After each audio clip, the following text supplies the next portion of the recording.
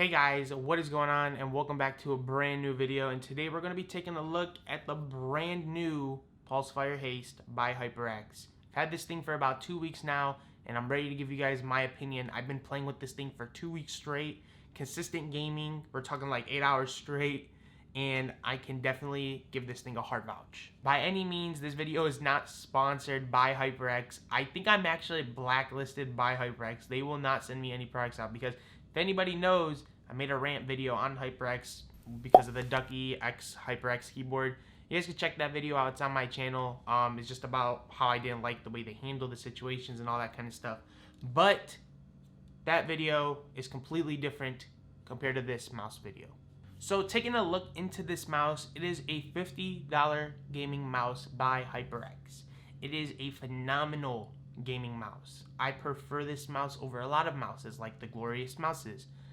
This mouse, the main reason why it is so good is because it's 59 grams. That's awesome. But the build quality is great. Here, take a look at this stress test I actually did with the mouse. No creaks, no cracks, nothing.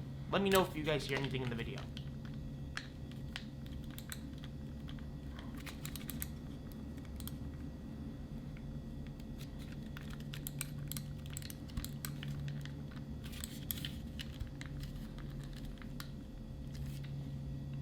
So, build quality, it's a solid 10. It's phenomenal. It's great. There's no cracks. There's no creaks. There's nothing. I don't know how they did it, but whatever material they're using is creak-proof. Now, another thing straight out the box that I do want to mention is that you guys do get these really good mouse grips. Now, they're not lizard grips, but they're better than something like the core pad grips, in my opinion. They are phenomenal.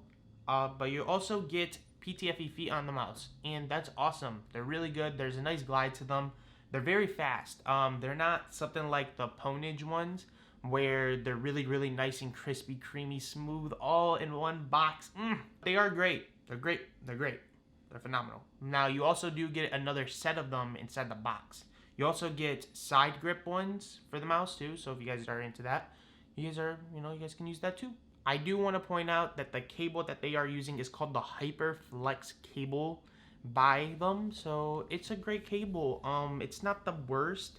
It's a very thin weave.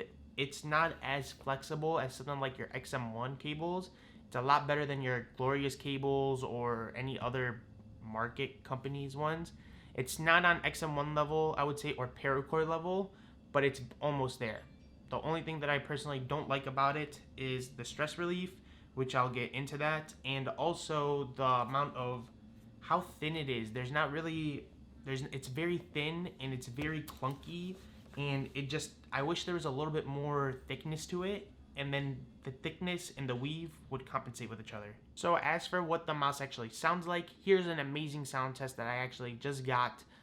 These are TTC Gold micro switches. I'm not sure what the side buttons are, but I do feel like they are a little bit too heavy for my liking. I've been using this mouse for 2 weeks straight. They sound light, but they're actually decently heavy.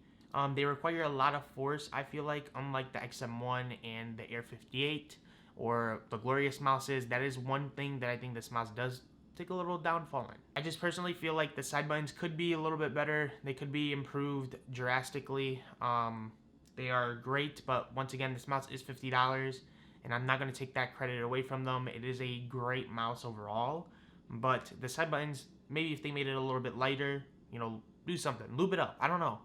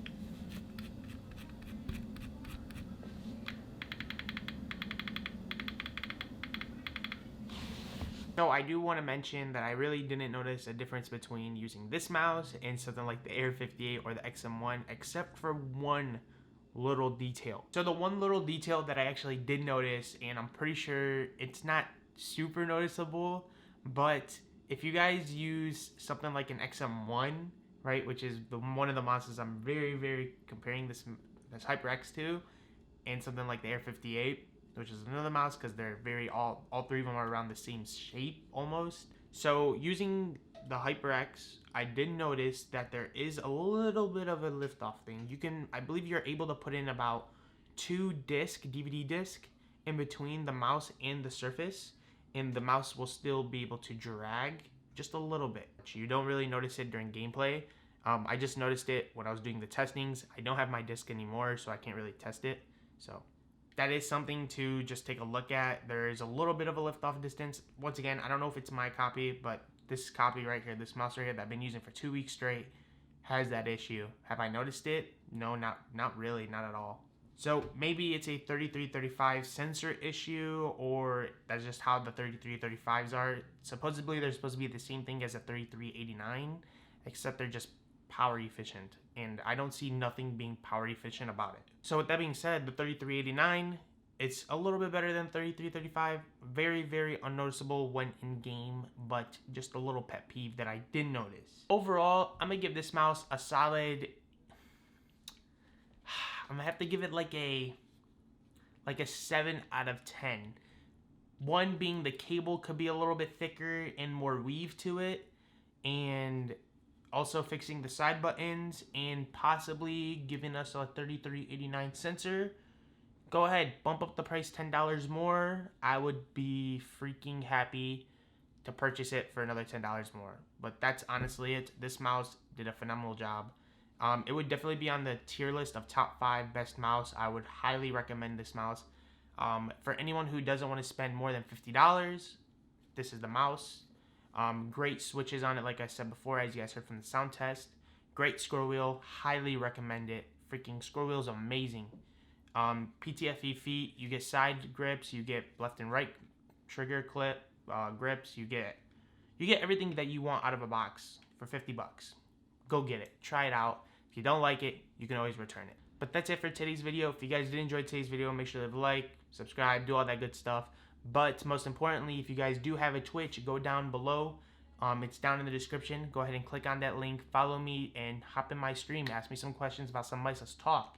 I'll be doing some gameplay with any mouses that I'd be trying out. Hopefully, next video will be the Rocat or an XM1 review or the Ponage mouse review, which is long overdue. But I cannot wait to drop that mouse because that's my favorite mouse. Yeah, thank you all for watching. If you guys did enjoy, I'll be seeing you guys in the next one. I'm out. Peace.